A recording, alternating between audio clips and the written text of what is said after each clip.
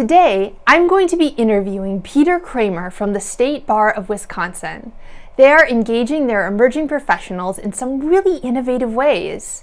We are going to go over a podcast that went from being an experiment to something that was so successful they created spin-offs to it. We will also touch on the magazine, which has been around for almost 100 years, and how they are keeping it current. My name is Peter Kraemer. I'm the digital communications coordinator with the State Bar of Wisconsin, based in Madison. And it's a role that I've been in for roughly the last 15 years or so. And Peter, could you tell me what is the most exciting thing about being a communications professional in the legal world? Yeah, I think it's probably the people and then the stories that we get to highlight. So the State Bar of Wisconsin is a professional association for attorneys in Wisconsin. That means we have roughly 25,000 members in both in Wisconsin and across the nation, and some cases across the globe. And they all do different things. And so one of the really exciting things about my role, which is in the communications world, is really helping to kind of broadcast their stories and help them sort of share information that they've learned from their experience, so that others, and especially the next generation of attorneys, can kind of absorb that and incorporate it into their own practices. Well, and you lead me so perfectly into my next question because we'll be talking more about your young professionals today because the State Bar of Wisconsin has some really unique ways that you engage your earlier career lawyers. And can you tell me a little bit about those initiatives? Yeah, I think anybody who's in communications knows that it can be a challenge. And one of the things that is a constant struggle with the State Bar is because it kind of gets to what I was saying earlier. We have 25,000 members and they all kind of do different things. Well, that also means that talking to them en masse is not always what we need to be doing because we're not necessarily speaking the language that they need to be hearing in a particular area of practice or a particular spot that they are in their career. So when it comes to young lawyers, they're the future of the profession. There's a lot of passion and enthusiasm there. And so we want to make sure that we're reaching them and that we're speaking to their needs. So some of the things that we've implemented over the last few years that I've been fortunate to be a part of are things like we have a podcast that's specifically targeted to young lawyers, and that's called the Bottom Up Podcast, sort of like coming from the bottom of your career and kind of lifting yourself up. Um, which has been really, really fun, something that we've worked on for roughly the last 2 years or so. And we've had some really awesome people come on and share their wisdom and their insights. We've had young lawyers and law students come on. So that's been great. But there's a whole bevy of other things that we've also done that I think have been great for the profession, certainly in Wisconsin. Some of those other initiatives are we have something that we call our Leadership Academy, and then a separate event that's called the Leadership Summit. And those are really targeted to young lawyer leaders in the profession, helping them to kind of find their voice and really become that next generation of leaders within the profession in Wisconsin. And that's been really fantastic because we have people who are, truly, go-getters within the profession, and they just, sometimes it's just hard to know where to start, or you need that feedback, right? I know I'm good on these things, but I have no idea how to get better on these other. And so that Leadership Academy and then the summit are great opportunities to kind of bring those people together, bring them together with other experts in the field and really learn from each other and really hone those skills. And when they come out of that experience, it's really amazing at how impressive these folks really are. Um, and I'll give a shout out to one other one that I think is really awesome. This is one that I think there's a lot of when I've talked to older attorneys, one of the things that they say that is really missing in some ways from the profession today is mentoring opportunities. A lot of older attorneys will say, "Hey, when I started at my firm, there were these other attorneys who kind of just they just kind of gave me the information I needed they were as they gave me cases to work on and briefs to do, they kind of helped carry me through that process." That's not always as much the case these days, or maybe it's just maybe it's just a disconnect sometimes from between generations, but trying to find mentoring opportunities can be very difficult. So a couple of years ago, the state bar um, enacted this program called the Ready Set Practice program. It's a what it does is it basically pairs volunteer mentors with volunteer mentees, and it's great because it doesn't have to be this thing where you're as an older, more experienced attorney where you have to hold somebody's hand through every little thing. It's more of like, hey, I'm available for coffee. You have this issue. Let's just sit down and talk about how you might handle that. And it's funny because oftentimes the mentor will come back out of the experience and say, I loved this because I actually learned probably as much as the mentee. So I think there's so many, I could go on about it. There's so many opportunities within communications to kind of highlight those things, and we're doing our best to kind of to share those stories. I like that you talked about that segmented audience. I think one of the missteps that associations can sometimes take is looking at their audience as just one block. And you're really saying, okay, what can we do with our young professional audience resonate with them. And the way you're talking about it, it sounds like such a perfect funnel in that you have the podcast that might be for the people who aren't quite ready to fully commit yet, but they're in your outer circle. And then there's a leadership academy and the summit for the people who might be ready to take that next step. And then that next step of even further involvement is the mentoring opportunities. It's just this perfect funnel of involvement further and further into the association. And I'd like to ask you more about that outer funnel step. I think podcasting has just blown up in the last couple of years. It seems like everybody's doing it, but I don't think many associations are really using it to leverage their engagement with their younger members. So you got a couple years of experience under your belt now. What was the learning curve for this? Yeah, I mean, it is a learning curve. But I will say, like so many other things, it's better to just do it. Don't let the perfect stand in the way of just done. And I come from a world where we deal with a lot of perfectionists in the legal world, and so I get that. And but I think when we got this sort of we had this like idea that we've been wanting to make this happen for quite some time, and a big hurdle was finding the right voices. Um, we wanted to make sure that when we got this thing off the ground, we had the hosts in place. We had sort of that really tailored audience. We knew we wanted to talk to young lawyers because while the bar does have lots of avenues to involve young lawyers, we have a young lawyers division where it's focused very much on young lawyers and their needs and their issues, and we have other avenues for them to be sharing wisdom and to be asking questions. There can be more, and it felt like many of the vehicles that we have, which are great, didn't necessarily always put their desires and their needs first. So a podcast felt like an opportunity to do that and to do it in a way that we hadn't done before. Um, my my boss, Joe Forward, who's the communications director at the state bar, he and I talked at length many times about how could we do more to reach young lawyers. And ultimately, yeah, we pressed forward with this podcast idea.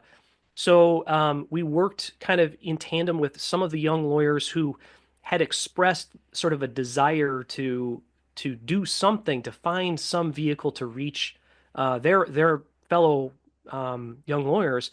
And we talked about how can we do that best. And we kind of landed on a podcast because It's a great way of sharing long form content where you can really dive in and have conversations and not have, I live in the world of, short video snippets and sound bites, and those are great, and you need those. But you can find so much, you can pull so many of those when you have longer form content that comes from something like a podcast. And a podcast really lets people share their voice in a way that's kind of unfiltered. And I think that really resonates with young lawyers.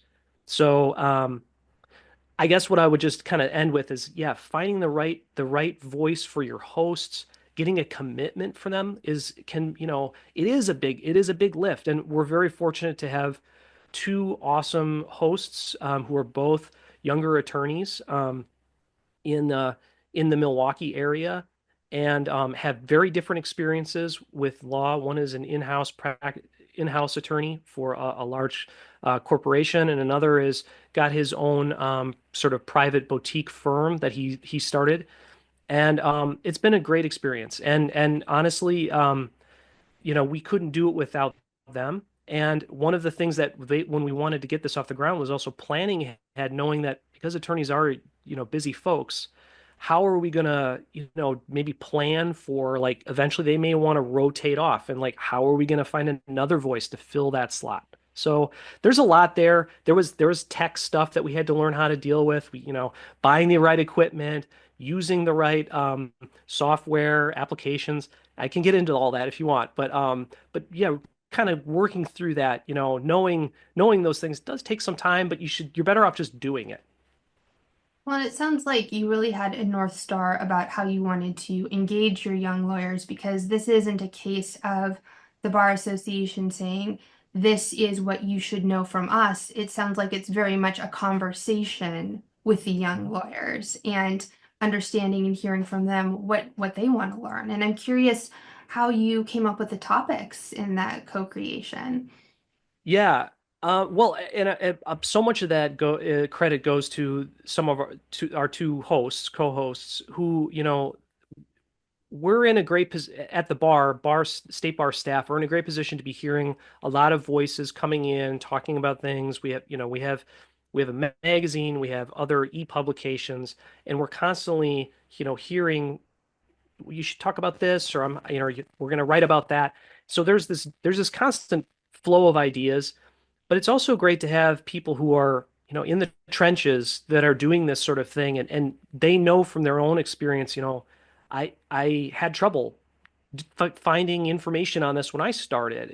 I want to help the next generation be able to do that, or um, you know, they they have their own networks which are outside of the state bar, orbit, and we need those because you can feel very insulated sometimes if you're always hearing from the same people. Love, love, love having so many passionate volunteers for the state bar, but we also have to make sure that we're reaching people who aren't necessarily directly in our orbit.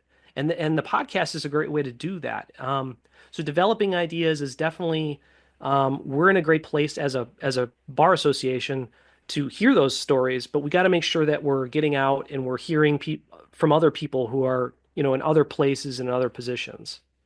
I love that and going outside of the usual orbit of the usual suspects. I think that's so important and really gives you a leg up in understanding where your members' needs are going.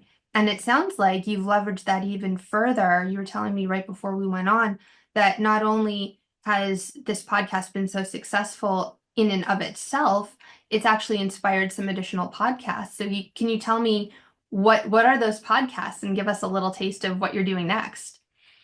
Yeah, I'm happy to. Yeah, it's been really exciting. We just launched two new podcasts this year, 2025.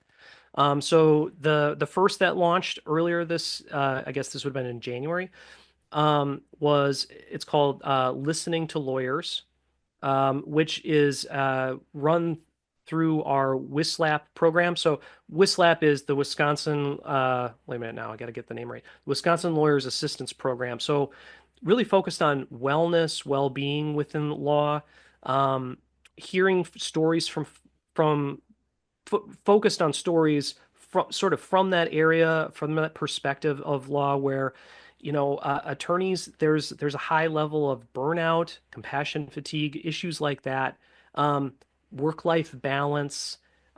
Those constantly crop up. So we really wanted to make sure that we were talking about those issues. That's something that our members, generally speaking, have been very clear that they want to have more information on. How do I balance my career with my home life?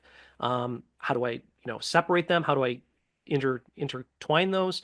How did I deal with these different kinds of challenges? So having those conversations, I think, is really exciting. So we're having a whole sort of audio project podcast that is dealing with that. Um, and then the other one is it's called Practice Pulse. And so this is in conjunction with it's our law office management program, which we refer to as Practice 411 at the state bar. But it deals with, so we have our practice management advisor. He's the host for that, and we're bringing in conversations about legal tech, practice management advice, and a lot of that is more geared towards solo and sort of small firm attorneys who maybe they can't really rely on, a large firm they may have a whole tech department that can help carry them through something, or they have other resources they can turn to. They can afford to spend a lot of money maybe on a certain platform or application to kind of help them. But for so many of Wisconsin lawyers who are solo and small firm attorneys, they don't necessarily have that. They're doing this themselves. So it's great because it gives voice to them and to their needs. And it's great to kind of in both cases with WISLAP and Practice 411, where we're kind of showcasing both programs, but we're really just talking about the issues that those programs were set up to deal with in the first place.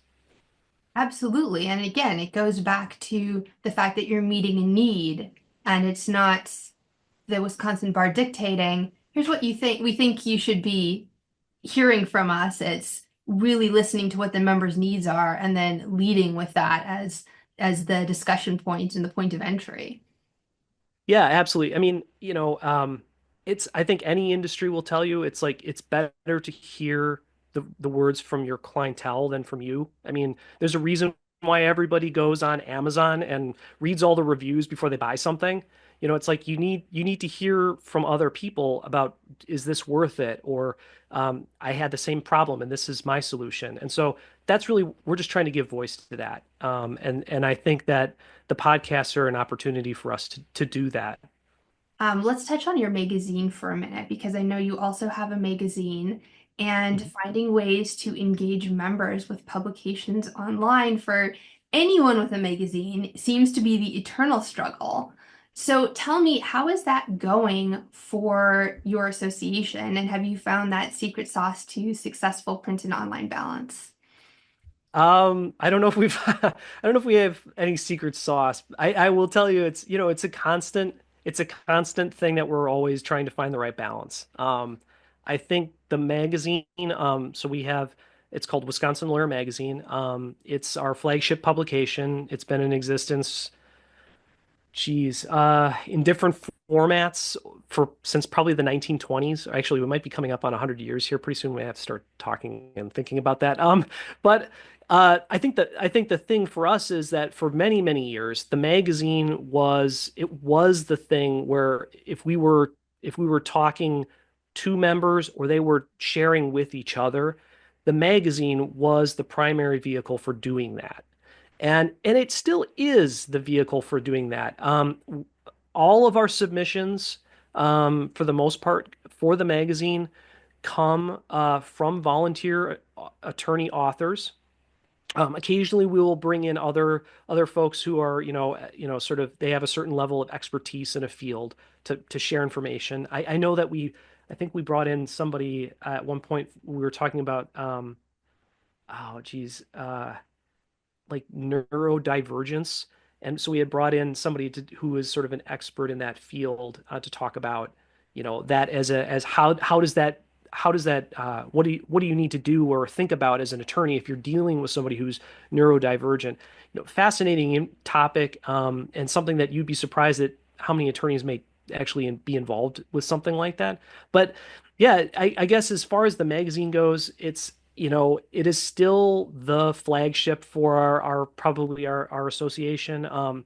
Anytime we do a member survey where we're looking at what do our members really want, a print magazine is always at the top of that list. Part of that is I think it's because it's something very tangible that you get every month. It's a monthly magazine.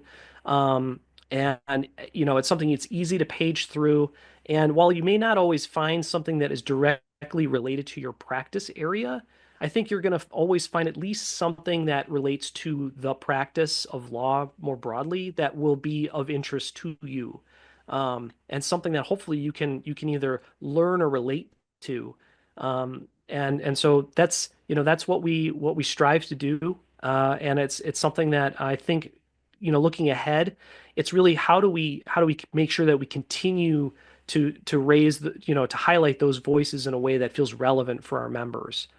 So yeah, so I think print is gonna I think print will be with us for a good long time, and I think bringing that then to our web presence, our digital presence, and social media, I think is a challenge that certainly something I deal with every day. But it's just again, it's always about finding where are your members, where are they talking and learning, and just trying to be there for them, and hopefully you do that successfully in by offering just opportunities to share information.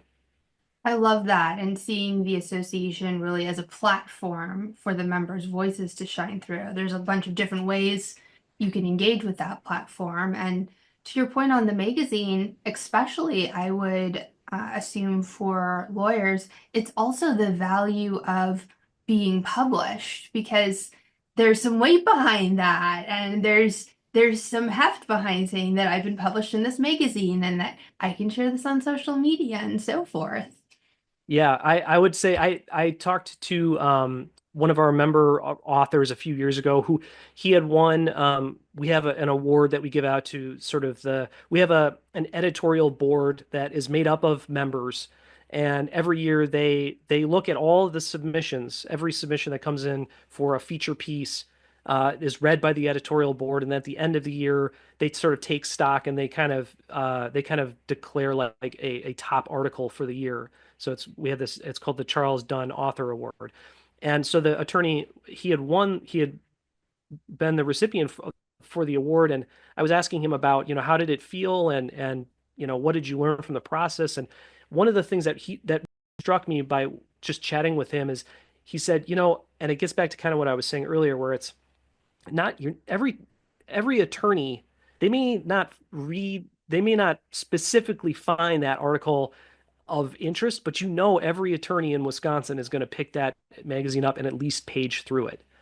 As you were just saying, that's a huge deal in the law, is just being sort of the go-to person for an area of practice. And so really there's no better way to become that person that people turn to for information or referrals than by writing for a professional association for the state bar, or appearing, again, on a podcast or in a video, something like this. Absolutely. And I think it's really valuable that you provide multiple platforms for those voices to be heard because someone might be more comfortable in an interview format. And maybe that's an easier way to engage your Gen Z lawyers. And someone else might be really comfortable writing a really in-depth article with 27 footnotes. And that Yeah, that might be the right platform for the magazine. So I love how you look at it as a platform to give opportunities for their voices to shine through. I think that's really cool. thank you. Yeah, it's great. It's something I really enjoy having a role working on. So. Well, my last question for you before we go is what does the future look like for member communications? What's on the horizon for you guys? I think we stay the course and continue with some of the things that members have come to rely on for us, including things like a print magazine, making sure that we're available to them on whatever social channel or network that they're on. and in trying to really be a part of those conversations on platforms like podcasting, on video. I think the challenge is always, we're a member-driven organization. Nothing happens at the State Bar without our membership, and we're very fortunate to have such a passionate and volunteer member base that we can rely on for so much of this. But it's always, a constant struggle, making sure that people recognize that they can, in some way, contribute to the organization, that the organization really can't do much if they don't contribute in some way. But that if they do, there's so much that they can get out of it. Whether it's being writing, a feature piece in an article that you can turn and showcase, at your law firm or to clients, or appearing on a podcast and really kind of sharing that wisdom for the next generation. But you can really leverage all of these communication vehicles to not just do something that's really great for the profession, but really could be great for you professionally. So I think as far as the State Bar goes, we're gonna just keep doing that day after day, and we're gonna follow where our members take us. I think that is the perfect note to end on. Follow where your members take you. And I can see you're already doing such a good job of that as a bar association. And I think it's just so cool that you have all of these opportunities for different levels of engagement. And someone doesn't have to dive all the way in if they're a little bit more unsure. They can partake of a podcast and maybe later on they can get involved in other areas. And I think it's such a good example of really segmenting your content to meet your audience where they are. Yeah, we try to make it easy. So we'll make it easy on you. We just need you to just take that first step. That's all. That's awesome. Thank you so much, Peter. Yeah, absolutely. It's been a pleasure, Catherine.